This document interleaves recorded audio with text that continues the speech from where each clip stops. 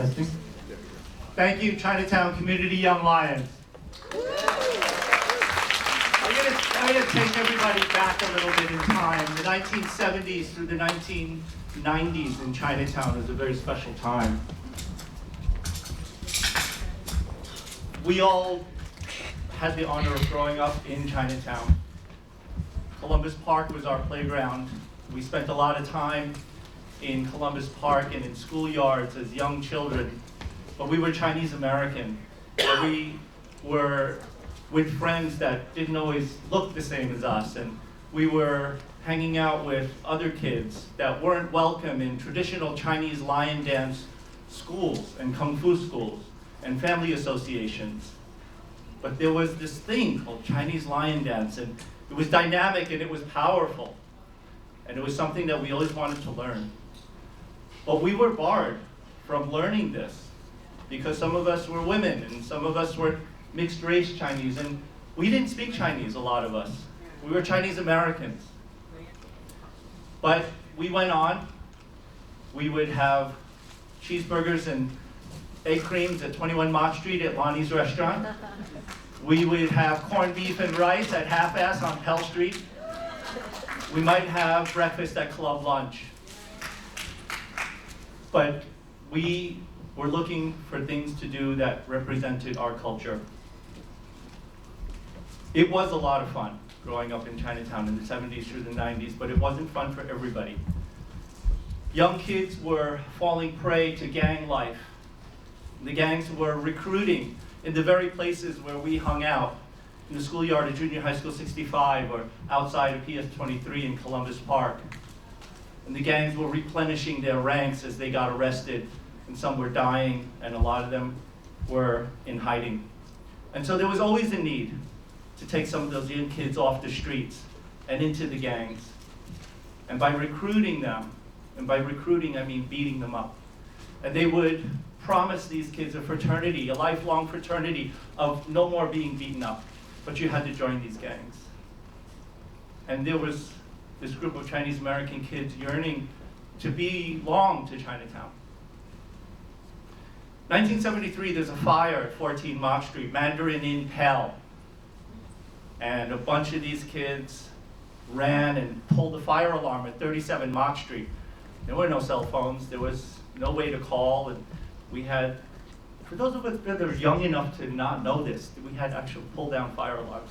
Our kids ran over there and pulled down the fire alarm. The firemen came, put out the fire, and the restaurant owner, Peter Kwong, was very grateful. And he said, how can I repay you? What can I do for these kids? And he was the one who bought us the equipment. They were 10 years old, 11 years old, 12 years old. And these kids learned Chinese lion dance, watching movies, watching our elders, listening to the stories. And my sister Valerie founded this club in her living room in Chinatown on Mott Street in 1973. We were successful in getting those kids off the streets and giving them something to do, giving them a sense of identity, and having them wear a uniform that gave them a sense of belonging. And that sense of belonging has been going on to this day.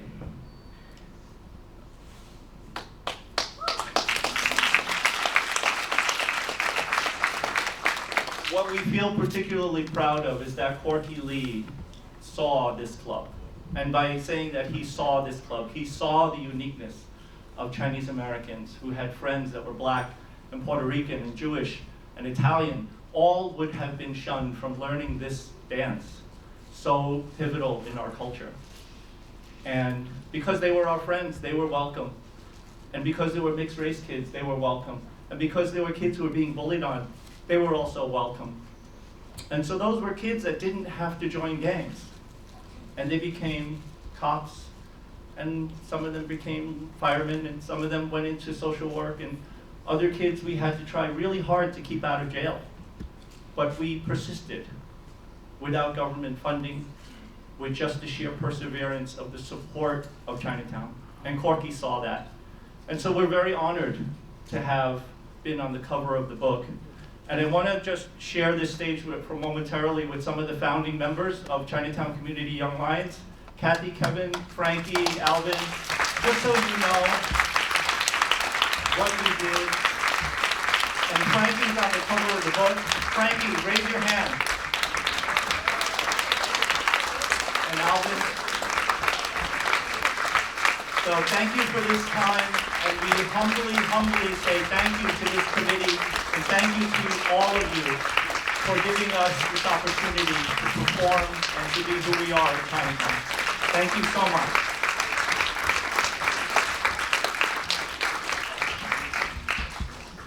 Thank you, Jan. Jan Lee, everyone. So thank you all for being here today. I'm Lisa Gold. I am the Executive Director of the Asian American Arts Alliance, one of the many, many organizations that Corky had a hand in founding. I want to thank the co-sponsors of today's event, the Corky Lee Estate, of course, us, Asian American Arts Alliance, A4, Pearl River Mart, the Chinatown Partnership, the Chinatown Core Block Association, Jan Lee, and the Chinatown Community Young Lions, and OCA. So today, let's give everybody a big hand because we're all here for that. Thank you. So we are here celebrating Corky Lee's Asian America. And this book, a long time in the works. It's a collaboration between the estate of Corky Lee, Mae Ngai, and Chi Wang Eng, who cannot be here today. He's here in spirit, of course, but he's doing his own thing on the West Coast. Let's see, John Johan Lee, also the executor of the estate, and the co-editor. Are here. So thank you all. And of course, we have a special thanks to our friends at Penguin Random House for making this book possible. So Jennifer Sitt, our editor, Jennifer Wang, Monica Stanton, and Jim Steiner, thank you so much. And then, of course, a big shout out to other members of the book team, Virgo Lee, Benjamin Moe, who's back here, and Tina Wang. I know you here too. And then also many of the contributors of the book are here today, including Alan and Joanne. Poetry Rankamanas, I know you. There's Poetry back there. Let's see, Henry, I saw Henry Chang is here. Let's see, Tomia, I know I saw you. Tomia's here, and Shirley Ng. And I'm not sure if Glenn Nagpante and Tihua Chang are here. But, oh, great. Okay, awesome. Yay. All right, thanks, everybody. Yeah, and there are just like so many incredible contributors who aren't with us today, but you will hopefully all purchase the book back in the corner there, courtesy of U&B Books, and you can read these beautiful essays and tributes. Oh, and also big thanks to our host here at the Manny Cantor Center. So I will introduce our esteemed panelists here. So from your right to left is Joanne Kwong, who is the president of Pearl River Mart, the iconic New York City Asian Emporium. So I'm sure you all know Pearl River Mart. It is a dynamic hub for the community and a springboard for emerging artists and entrepreneurs. Before leading Pearl River, Joanne was an attorney and nonprofit communications executive, and she serves on many boards, and was recently appointed to the U.S. Congressional Commission to study the potential creation of a national museum of Asian Pacific American history and culture. Woo woo!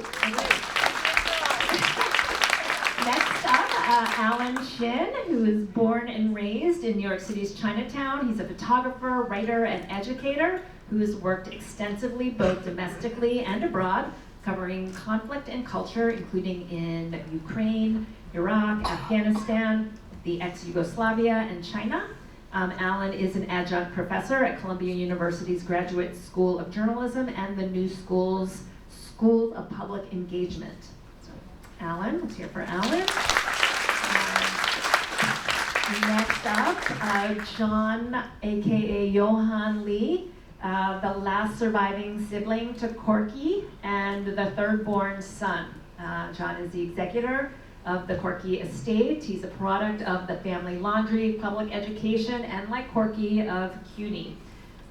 He has worked a long time beside Corky in other young Asian Americans through the 70s in the Asian American movement, moved to Los Angeles for a law school where he became involved in defending victims of cruel police brutality and civil disobedience, and has done so over a 30-year career. He's now retired. So big hand for John.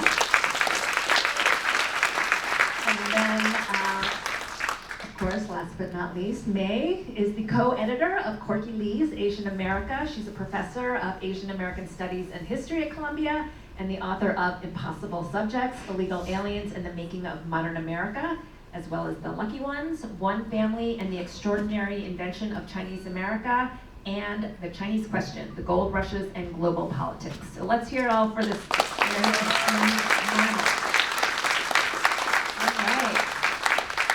So we're gonna get it started here. I'm gonna start off. So panelists, who wants to talk about Corky? Who is Corky Lee? And why is this book important? Johan. Who is Corky? Microphone. I'm not used to using a microphone in the courtroom. We have to shout. We also have to stand up. Corky is my eldest brother. He was the firstborn son in a Chinese immigrant family, and you know what that means. He carried the burden as best he could, and when things got really rough, he called on me to help. And I'd like to thank him for doing that, because here we are. He was supposed to finish his book a decade ago. Those of you who know him know that. And when Corky passed, I said, we're going to finish the book, because this book is his love notes to you. And it was inspired in part as the funeral procession drove through the streets of Chinatown back in February 2021, when we went to bury him beside Marge. I saw signs professing their love for my brother. And I said, Corky loved you too. How do we show that? This book, this modest effort on the part of the book team, is Corky's return note to you on that day and throughout his entire life. This book is his note to say, I love you. And that's why the book exists, because you love him. Thank you. Thank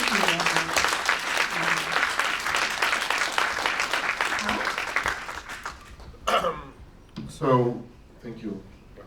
I first met Corky. It's okay. It's on. This one?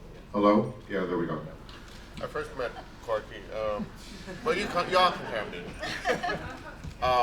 I first met Corky when I was assigned to photograph him for the New York Times. It's a very meta kind of thing, right? One photographer being assigned to photograph. You stand up. One photographer being assigned to photograph another is kind of funny.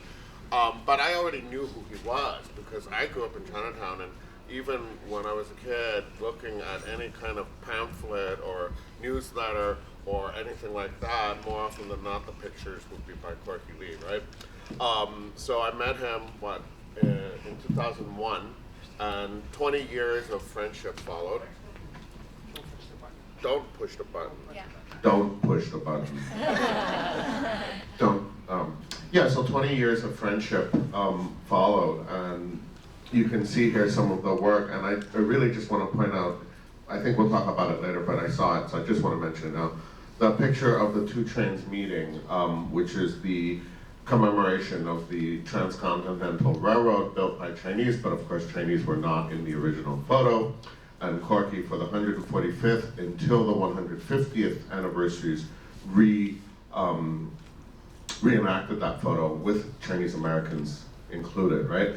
And I went with him on the last and biggest of those trips for the 150th. And so why did Corky matter? Because, well, I think no better example exists than that of putting Chinese Americans back into the history of America, where we had been ignored, erased, and forgotten. Thanks, Alan. Mae, do you want to share why you think this book matters? Well, I'm just going to we keep passing around the bad mic. I just want to share Corky's moniker, which I'm sure most of you know. He was the unofficial, undisputed Asian American photographer laureate, and that captured first Corky's wit, right? It was, you know, his tongue in cheek, but it was really who he was. And without him, we wouldn't have this amazing record of Asian American history over the last 50 years. It's remarkable that anybody would take photographs of our communities for 50 continuous years. 50 continuous years, not some here, not some there, but over a historical arc. And so with this book, I hope you will see that history being told as a visual narrative. Thank you, Mae. Can you share ways that this book matters to all of us? Hello, does this work? Okay. Hello? I didn't push anything. No, it's This one's working now. Oh, boy. Hi all, can you hear me? Yeah. Okay, yeah. My name is Joanne from Pearl River. Can't hear you? Can't hear me. You're waving at me. Okay. Don't push the button. Closer. Yeah. All right. All right, here we go. Nope. I'll just speak loudly. I was also a litigator, so I was a trial attorney as well. I met Corky on the first day that we rebooted the store in 2016 after it closed. I still run the store with my in-laws, Mr. and Mrs. Chen, who are working right now, so they couldn't be here. They send their regards. But he was one of our first artists in residence. We had this small mezzanine, kind of ragtag level in the store, and the Chens were a little shocked that I didn't want to use it for sales space, and I asked them if we could turn it into an art gallery. And I don't know anything about art, Corky was our second artist in residence. I had this idea that we would, thanks Henry, we had this idea that we would have shows every 2 weeks with art, and that sounds crazy now because there's so much work that goes into it.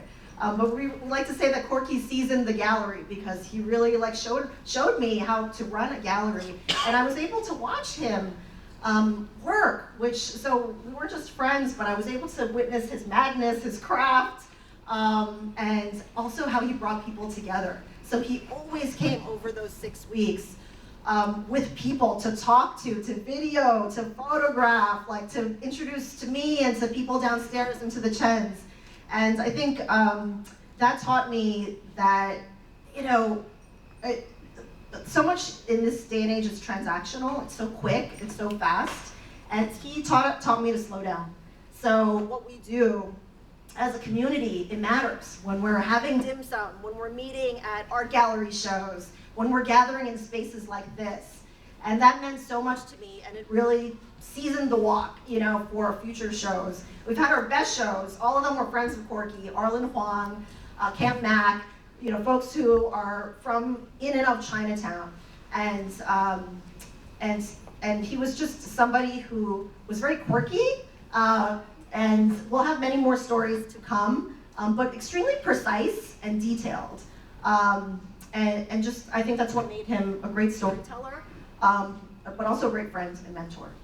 Thank you. Okay, let's come down to Joanne. Joanne, tell us a little bit about the ABC from NYC. Well, I had the fortune of occupying the top bunk in our shared bedroom. Corky would wake me up by bouncing my mattress as he occupied down The lower level. But more importantly, Here we go. okay, you see that tallest gentleman on the extreme right-hand side of the photograph? That's Corky. That dorky-looking guy in the middle, behind the young man in the white White.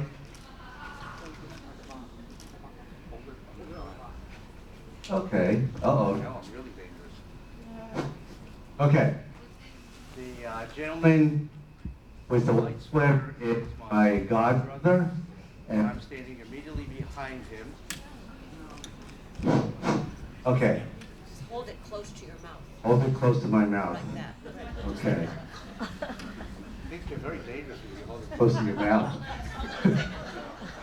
Anyway, Wait, let's see if we can just fix this real quick. Okay, thank you. Yeah. okay.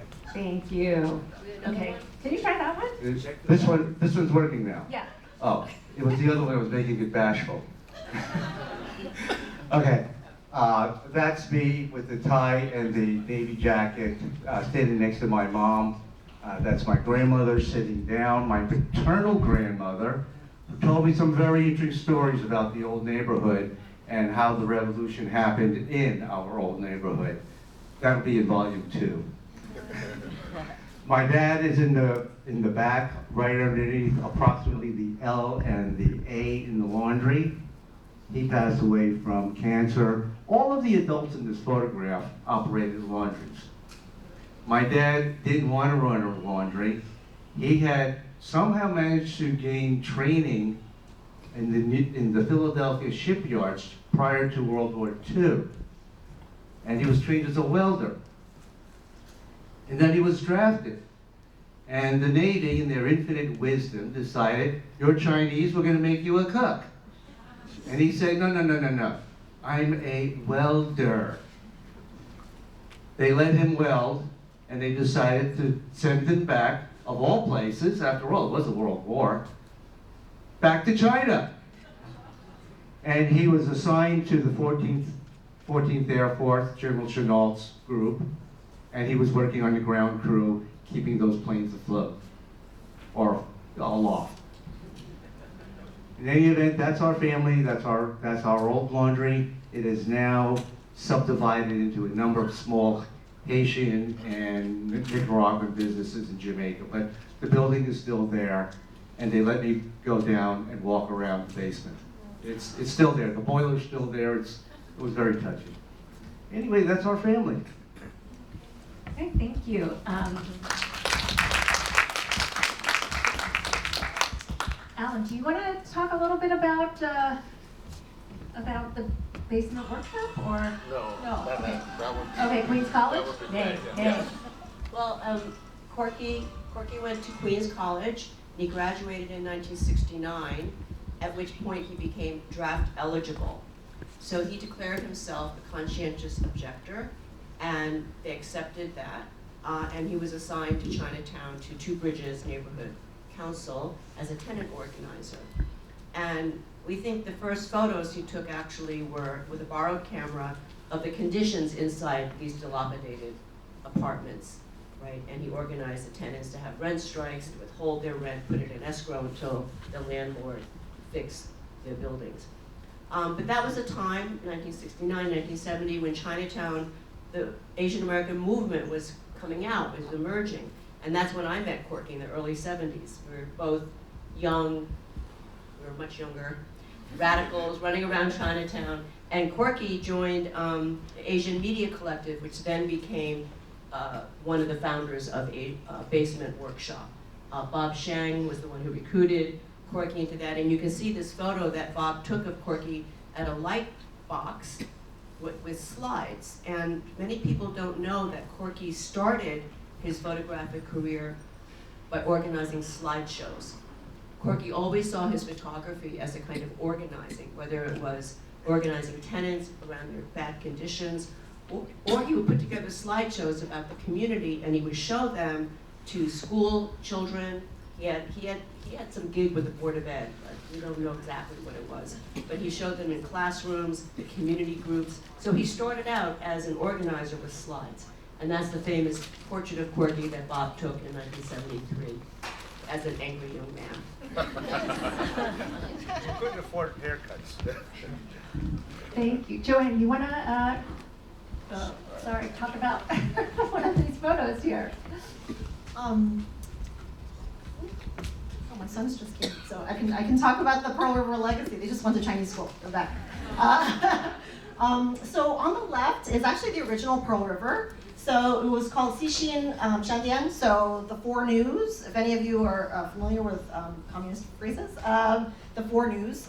So that was actually the first name of Pearl River. And that was when it was a radical store. I had actually never seen this picture before the book came out. And I looked it up, I was reading through it, I'd never seen it. Maybe my husband has. But that, say it again? But that seemed to like be kind of a recurring theme, which is that there were, we would find ourselves in situations where Corky would have photographed something. 35 years later, here we are. Pearl River was founded in 1971, and that's when Corky started his photographic career. And he liked to say that he knew the Chens. The Chens were kind of running the store by that time, but they were always radical at heart. But they, everybody worked together back then. So he liked to say that he got his first photo bag from Pearl River. It was a radical, navy green bag with a red star on it. And Mr. Chen lent him the Pearl River van to transport the lumber that became the Chinatown Health Fair, which became the Charles B. Wang Community Center. So you can see how, he had a hand in all of these organizations, which is pretty amazing. As some of you may know, Pearl River has moved many times. So this, when people say like, oh, I used to go to the original, you probably didn't, except for a handful of you. Yes, so if you know the store, you were at the original. 22 Catherine. 22 Catherine, yes. Which is also where Basement Workshop was, and many radical organizations as well. Okay, so this, in 2016, when I met Corky at the opening of Pearl River, and I had never met him in person, but I knew of him. I studied Asian American studies at Columbia, which has been in the news recently, as Professor Ngai knows. And so this was 1996, when Corky, he sent me a video with a lot of his photographs in it, because when we were planning his first show, he just wanted to show me his body of work. So as I was looking through his video, I saw this picture, and I said, wait, I was there. So, okay, so I'm behind the tall guy. My husband might remember. So this is, the guy holding the signs is Sam, little Sam, because there was a big Sam. And then this is Cindy over here. And so this is Hamilton Hall, which has been in the news. And this was 1996. Our issue back then was that we felt that our curriculum, which was world famous, because Columbia's core curriculum is very famous, it was very white. There were very few authors of color that we read. So we demanded an ethnic studies department. At that point, there was an African American studies department, if I'm correct. No, there wasn't. Okay, we wanted just anything. At that point, I think African American studies had a professor, if I recall. But there were no, they called it Latino studies at the time, and Asian American studies. So it was a multi-ethnic coalition, Black, Brown, Asian. We had already taken over Low Library, which is the main administrative hall. And as with today, the administration had called the NYPD. And that was the scariest moment I'd ever had, because I was facing riot police. So this was actually, 22 of our friends were arrested that day. And I was surprised, because I thought we had agreed who was going to be arrested, because I was applying to law school. But the guy over here was taken, and the guy over here was taken, and I was surprised because I know that he didn't agree to be arrested, so I was a little freaked out. But for some reason, we were undaunted. So 3 days later, we took over this building, and we stayed in there for 4 days. So this was the moment that we all came out. We agreed to come out. So anyway, didn't make the picture, but I'm in the back. And that was Corky. Corky always found a way. To be in the picture. I really love Professor Ngai. So I was a grad student at Columbia in 1996 when all this took place. So it's also very close to me, this struggle. And eventually, over several years, Columbia agreed to start a center for the study of ethnicity and race. And I want to say the last time I had dealings with Corky was in 2019, when I was co-director of that Ethnic Studies Center. And I invited him up to Columbia and said, we'd like to do a show in our gallery of your work. Because we have a small center with a small gallery, but still we thought it'd be a great way to bring Corky's work to the university community. So he came up, he measured the walls, and he said, well, what kind of theme should I have? And he couldn't decide because there's so many possibilities of themes. So we left it at that, and then, we were slow to get moving on it, and then COVID hit. So we never had the show, and then unfortunately, a year later, we lost Corky. But he has a long history with our program and our struggle for ethnic studies at Columbia. Thank you, Mae. And the show will happen. I'm a little bit behind here on the slides. So, Alan, do you want to talk about this photo here on the left? Yeah, so this is in fact the photo on the left that I made for the New York Times, and that was in 2001 when Corky actually had a one-man exhibition at MoCA, the old MoCA on Mulberry Street, which now had a horrible fire, but at that time it was their only space, including the exhibition area. And he was so generous with his time. Sometimes when you're a newspaper photographer, you are assigned to photograph someone and they give you literally 16 seconds.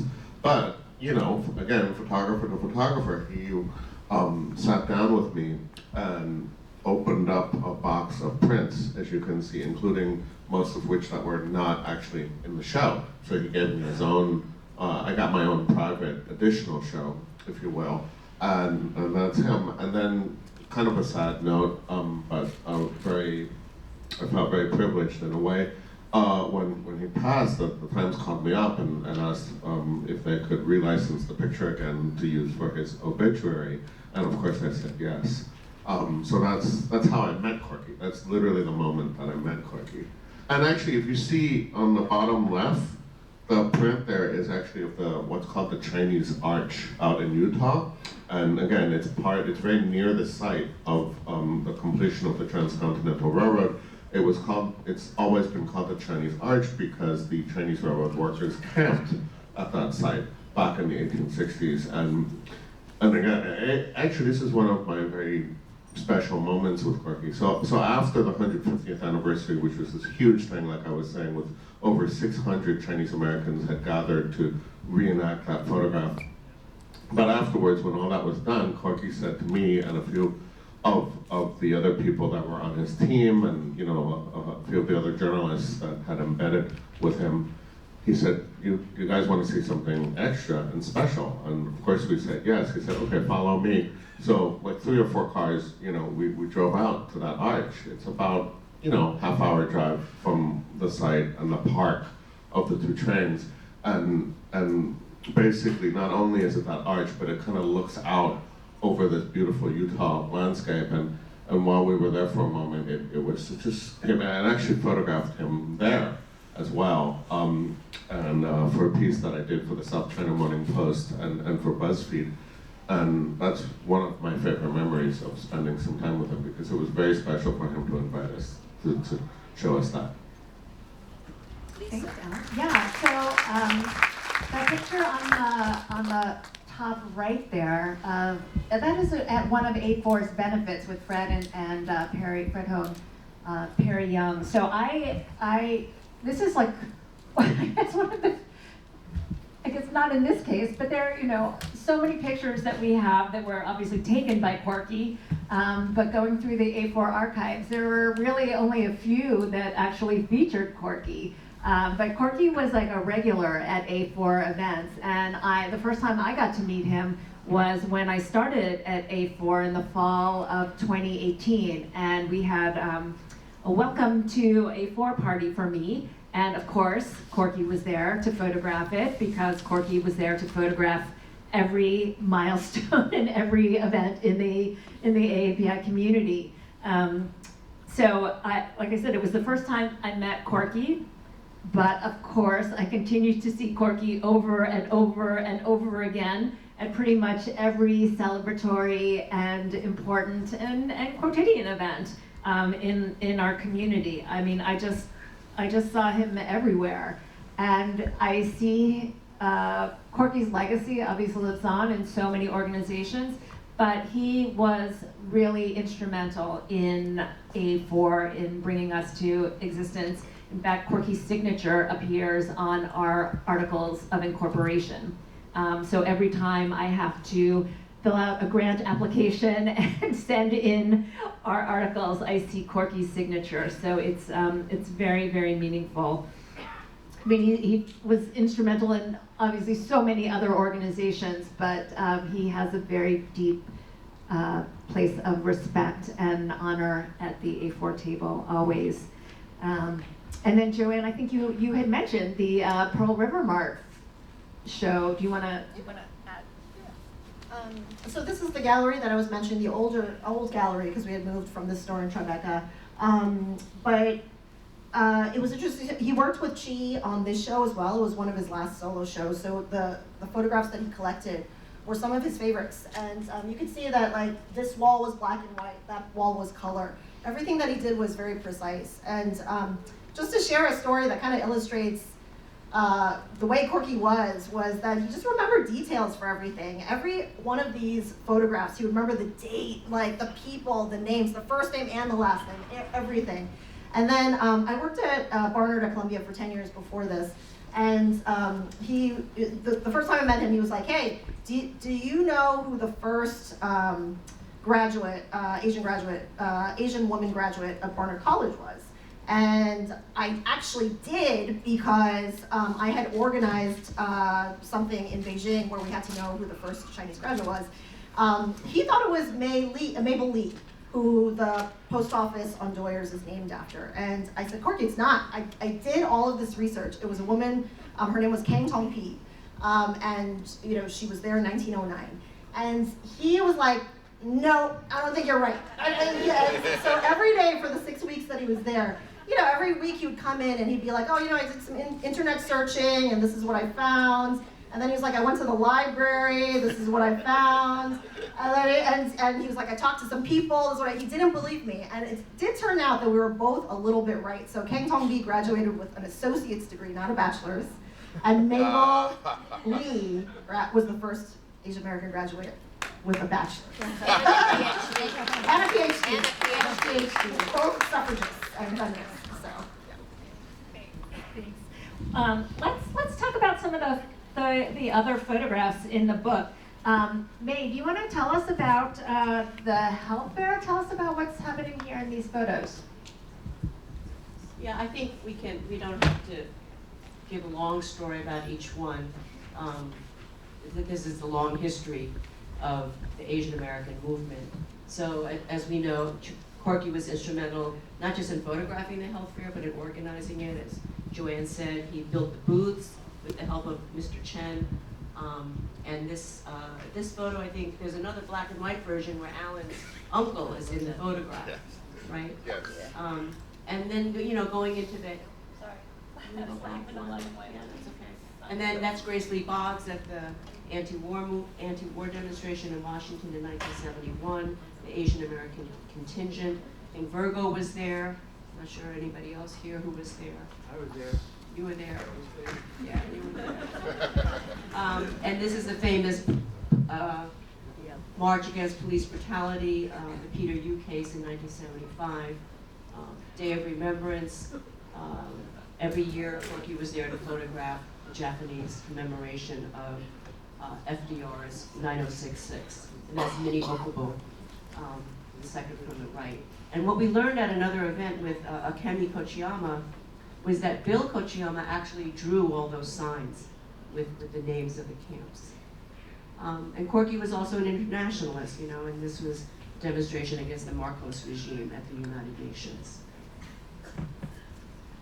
And then into the 80s, we have these iconic photos of really important events in our movement, in our community.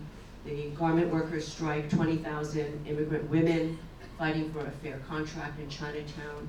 It's Not Fair, that's the Vincent Chin case. Corky went to Detroit when he learned of the verdict in the case of the two auto workers who had killed Vincent Chin with a baseball bat in a parking lot in Detroit.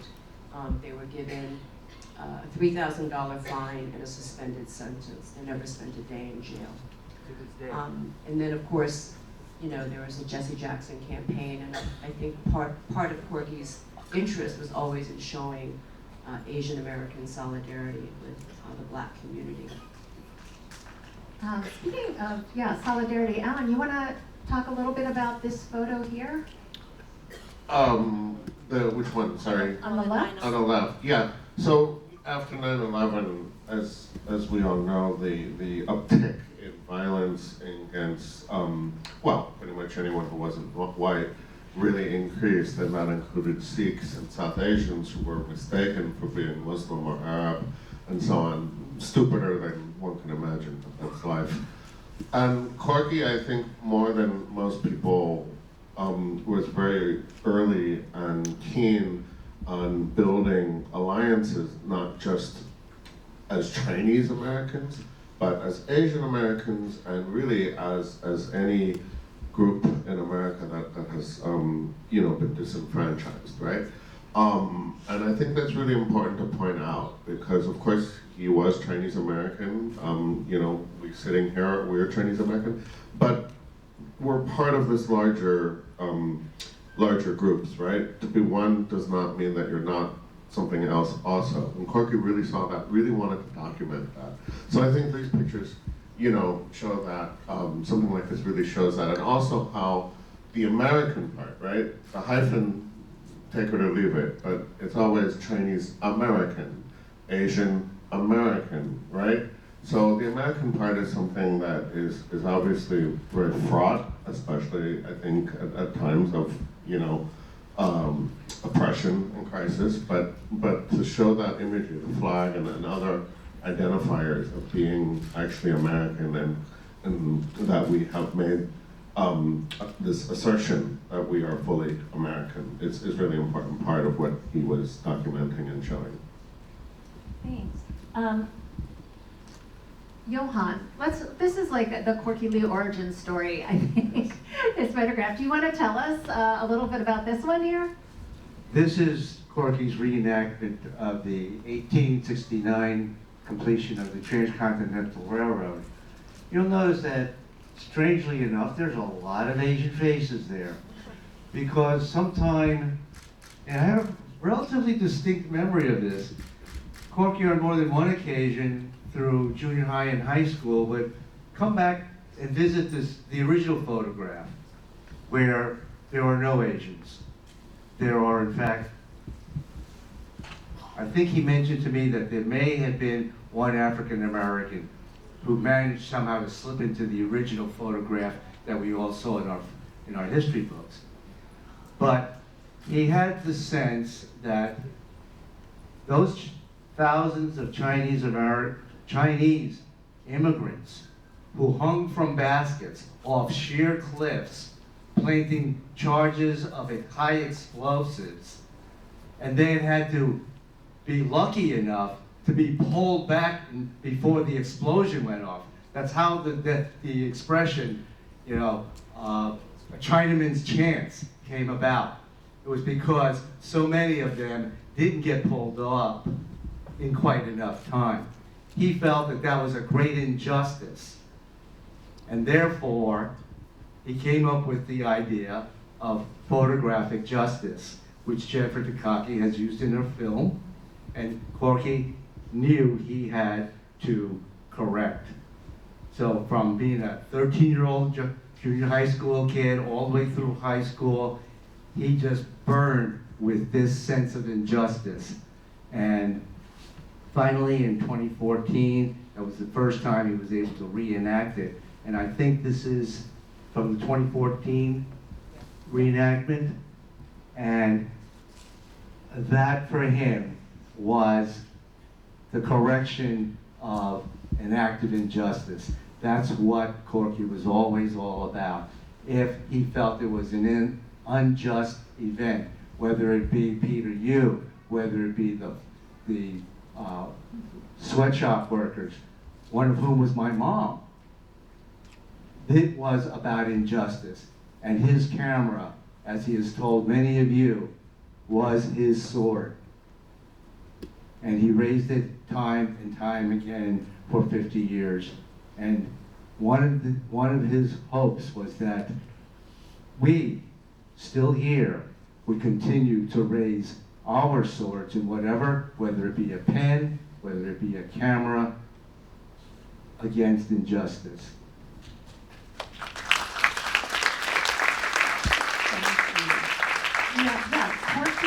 Corky showed us things that we didn't see. He documented things that are so important. Joanna, do you want to talk a little bit about this time during the pandemic?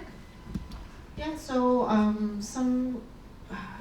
Corky was active throughout the pandemic. He was out and about photographing pretty much the whole time, I think. For the first year. For the first year, yeah. So on the right, some of you may be familiar with the lanterns in Chinatown.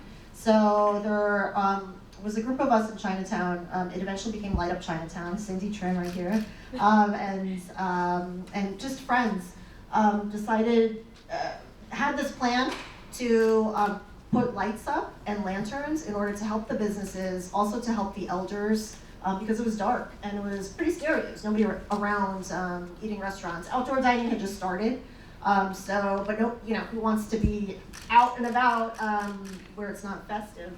So for 2 nights, we had to hand dip the lanterns because we had to paint them and then hand dip them so that they were weatherproof. And Corky was there, of course, and he said later when I saw him, because he was at the first day and I was at the second day, so we missed each other for the dipping. But he brought with him to where we were toilet paper, whiskey, and hand soap. And then I was like, how did you know to do that? He's like, this isn't my first rodeo, So the night that it was hung up, well, there are no permits, or it wasn't entirely legal. So we did it in the thick of night, and actually at the time you were still not allowed to, you had to socially distance. So you were actually not allowed to be together.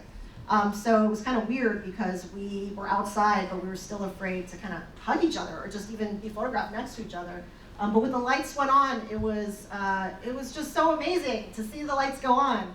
And Light Up Chinatown ended up continuing as an organization and got a grant. So we're continuing this work. But there were a number of people in Chinatown out that night. If anybody was there, was anybody out that night when the lights went on? Anybody? Hands up. But yeah, and then so anyway, a couple of weeks later, we lost, or Corky got sick. And we think that it was when he was out photographing, who knows, but he was out and about. So, but this was a really special time for that group that was with him. Yeah, Corky was always out and about. I think, in addition to, the demonstrations and these instances of photographic justice, Corky was really well known for his dedication to and photography of the arts. Alan, do you wanna share about these 2 images here? Actually, I don't know the specific captions for these, but I can say, as a rule, there was never anything that happened in Chinatown that Corky wasn't at, unless there were 2 things happening at the same time and he could only be at one of them, right? But I think even then he would run from the first to the second if he could. And I would say if he were with us today, he would be here, right? Any gathering in the community, anything, he was there. And I was amazed because I think,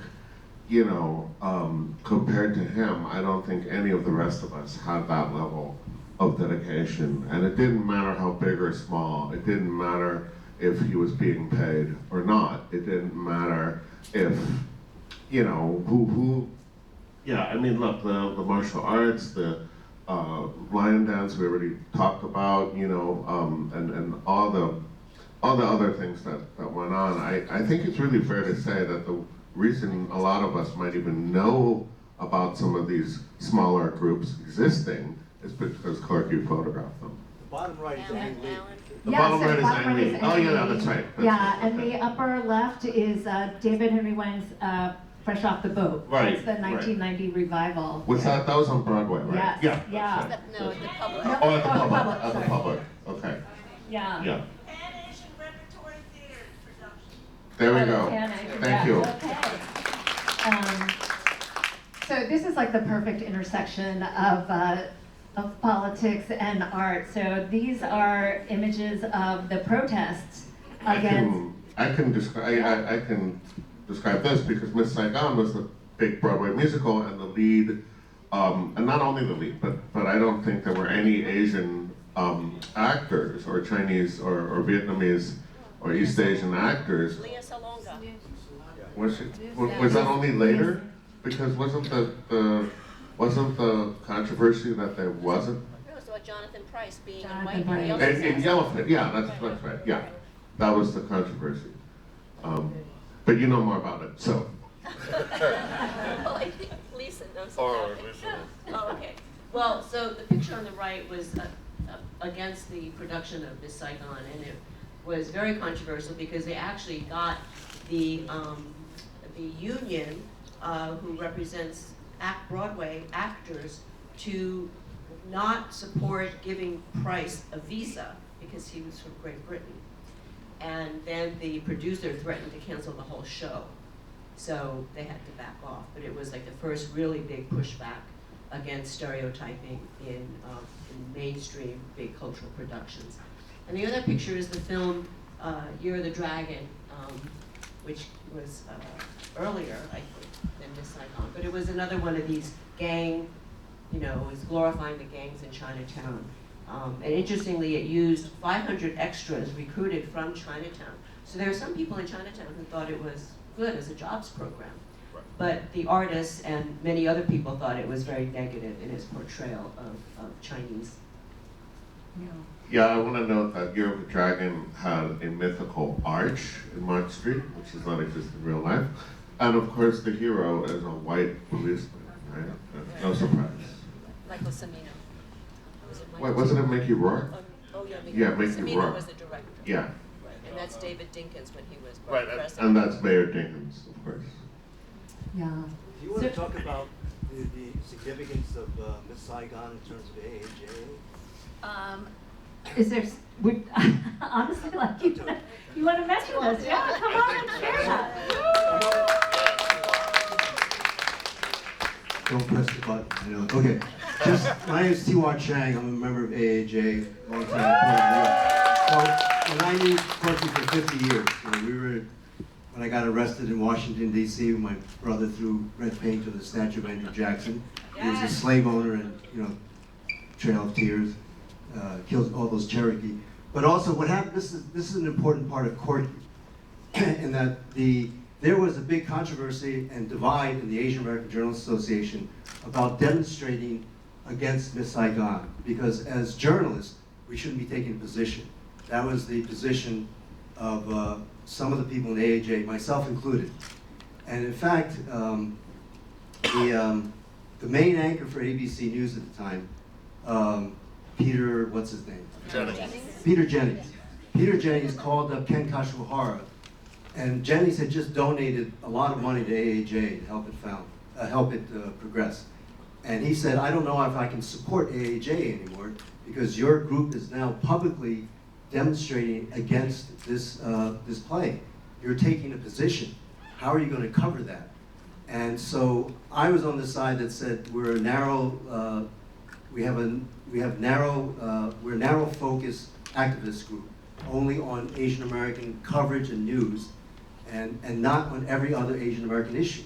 Because if we do that, if we cover every Asian American issue, then we can't really cover it as reporters because our bosses will say you're biased.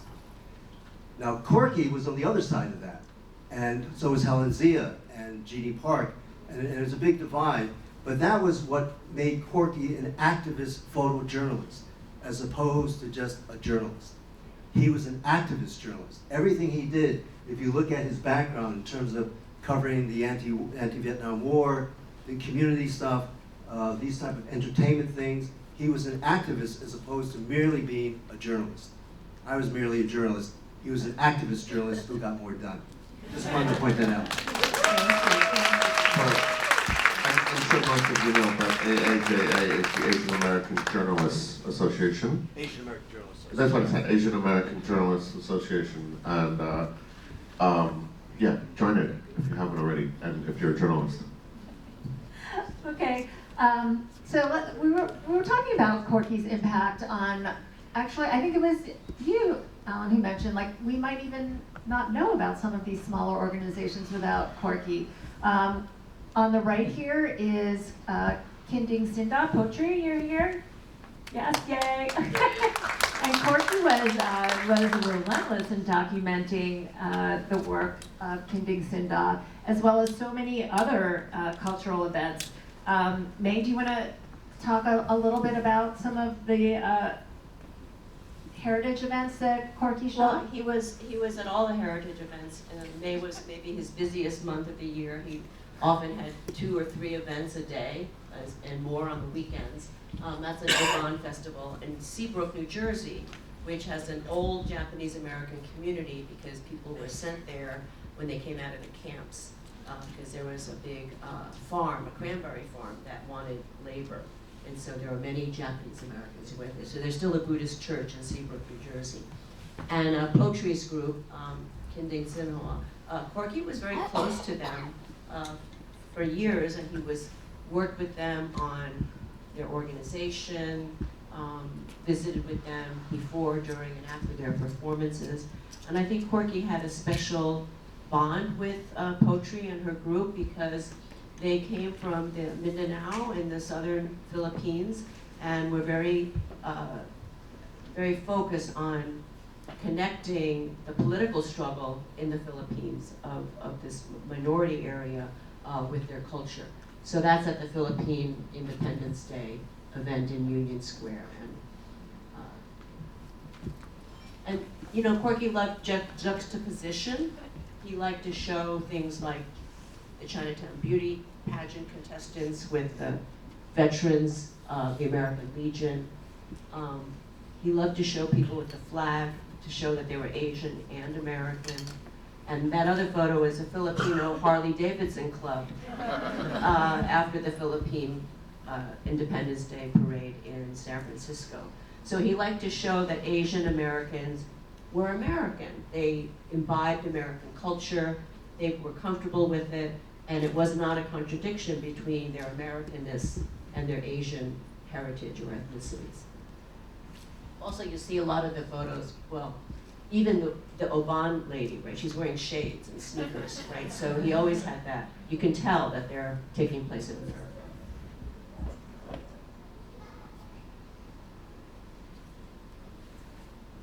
Sorry. So Corky did an incredible job of documenting Chinatown through the decades. These are some of the images from the 1970s. Alan, do you want to share some thoughts about these images? Yeah, so on the left is an example of Chinatown for many decades in the exclusion era, and even into the 70s was what was known as a bachelor society, right?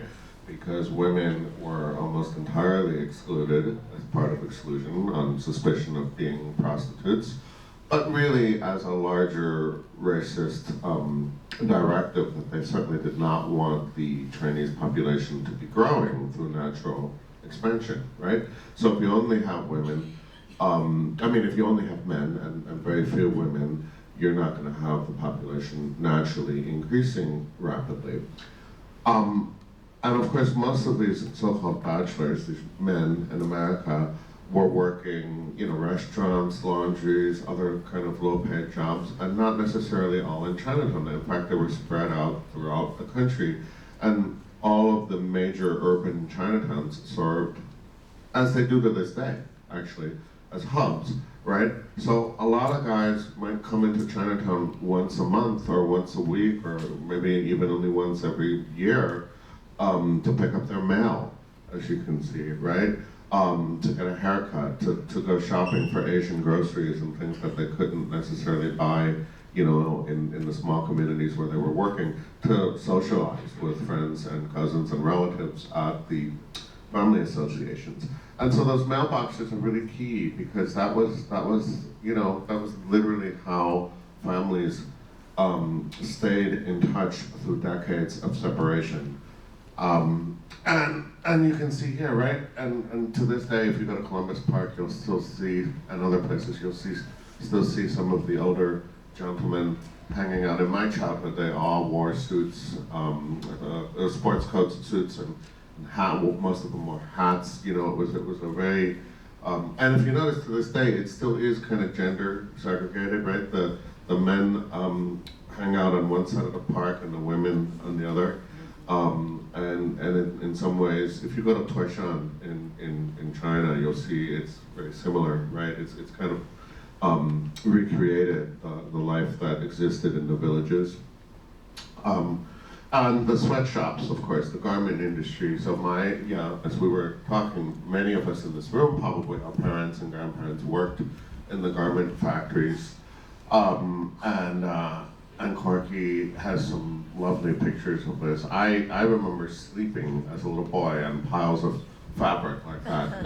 After I pretended to do my homework, I would, fall asleep, take a nap maybe there until my parents would be done at 6, 7 p.m. sometimes if they, if there was an urgent order that they had to work late for, right? And you can see this little child, right? Very exactly what I'm describing, right? Maybe this child actually did their homework, right? But really important part of, I think, the Chinatown experience is, and it's almost all gone now. Although I know some of it has come back. Some of these high-end designers, making samples, and so there actually are garment factories again in New York. But in 1950, I think there were 500,000 garment workers in New York City, and in 1980 there were still a couple 100,000, of which a large percentage were Chinese and Asian American. Some of these stories, I think we can tell that these, Corky had an artistic eye, although he didn't consider himself an artist, but he had incredible skills at composing. And Mae, do you want to talk about this? Because somebody had asked at one of these earlier things about the spontaneity and composition of these images. You want to talk a little bit about? Corky was, I call him in the book a social photographer. He was not a commercial photographer. He did not consider himself like a high art type of photographer, but he was very skilled, and he taught himself over the years his craft. And so I think he talks a lot. He talks a little bit in the book. We found an interview with him where he talks about composition, where he says that composition to him was the most important thing, to tell the story that he wanted to tell. He was not interested in snapshots. He was interested in a very intentional kind of photography. So I love this picture of the dragon boat team that won the race in Flushing Meadow. I don't know the year right on hand. It looks very spontaneous, right? But it's posed. He said, guys, let's get a picture of you. You just won the race. So it's posed, but it really has a feel of spontaneity because what he captured was their joy, right? He captured their pure joy of their win. Now the second photo has been the subject of a lot of discussion. This photo was when Arlen Kwong had his show at Pearl River last year. He displayed this photo that Corky took. And on 2 occasions, some of us members of the book team met two of those 3 girls, who are now grown women with children of their own. This picture's from the 80s. Who's here? One of the girls. One of the girls. Really? Christine. Oh. Bring her up. Let her talk. Yeah, come on up. You want to tell us the story of this photo? I mean, when I first saw the photo, I said, how did Corky get in the girls' room? The right-hand side is Christina. Can you come up? Come Mike? up. I want to see you. The right-hand girl here is Christina, and my sister-in-law, Helen, and Jean. Okay. Yes. How did Corky get in the back girls' room? I have no Oh, you know? Okay, so one of them told us a story. This is a dance at the Chinese Methodist Church in Chinatown.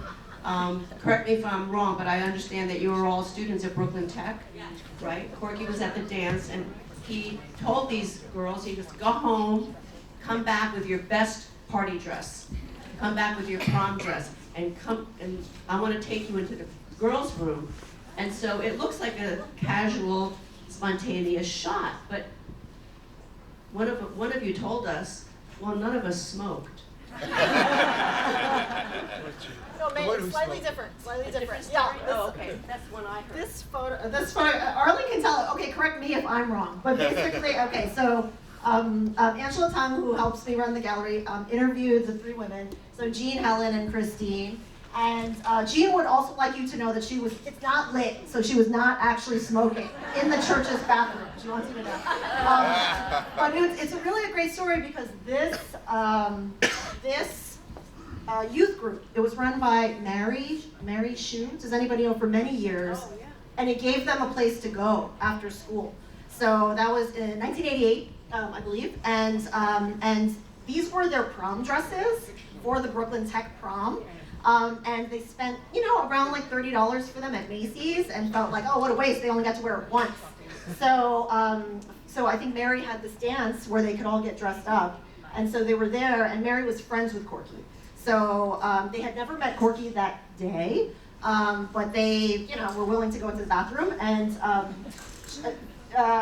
they were kind of like, oh, should we just wash our hands? Like, that's weird. But he posed them. So he said, you look to the back, you look to the side, you look to the front. They had not seen this picture, ever. They didn't know about it. So the reason why Christine came to our attention is because she saw it on the Pearl River Instagram handle. And basically her friend, oh no, she didn't see it, her friend saw it and said, you're on Arlen Huang's art book, and also in the New York Times, and also on the Pearl River Instagram handle. And they also had not seen each other in 25 years until the opening night. So that was Corky bringing people together yet again.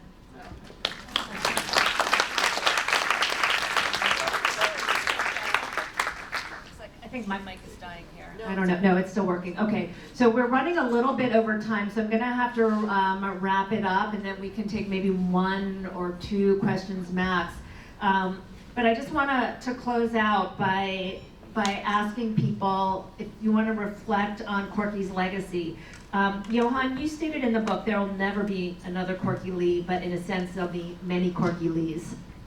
Yes, as I remember conversations with Corky as he progressed throughout his career, and he often lamented, what's going to happen when we're gone? Well, we have the answer, Many times he used to talk about his camera as a sword against injustice. We used to talk about, wouldn't it be nice if we could create an armory, a petri dish where we could grow more activists. And this is the inspiration, because everything that I attend regarding Corky, people will come up to me, I met Corky in such and such a year, under such and such circumstances, and he inspired me. Cindy, our designated reporter, told me exactly that, first time I met her. And that's what he wants. And that's what the estate wants to do. We want to convert Corky's legacy into an armory, into the laboratory where we can grow more champions just like him. Thank you, Johan. That's beautiful. Okay, I think we have time for 1 question. Anybody? If not, I'm going to say, okay, wait, we have one in the back. Question, not a statement, hopefully.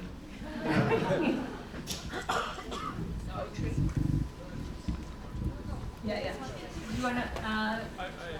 Okay, I'm sorry. So I think we're, just to give everybody a chance to mingle, we're gonna we're going to wrap it up right now. I want to thank my incredible panelists here. Please take a moment. If you want to check out the photographs, if you want to check out the book. One statement. The books are in the back. Please do not leave this room without buying one. Thank you. I just want to give another shout out to the team from Penguin Random House. Jennifer, who is our editor. Can you stand, please? Jen Lang, who is a designer. Jen designed this beautiful book. And Kim Kiner, who helped us with production, and Monica Stanton, who's helping with all this incredible marketing to promote the book. So thank you. We're really indebted to you guys. And it shows you why we need Asian Americans in publishing, right? Because they understand what this was about. So thank you very much.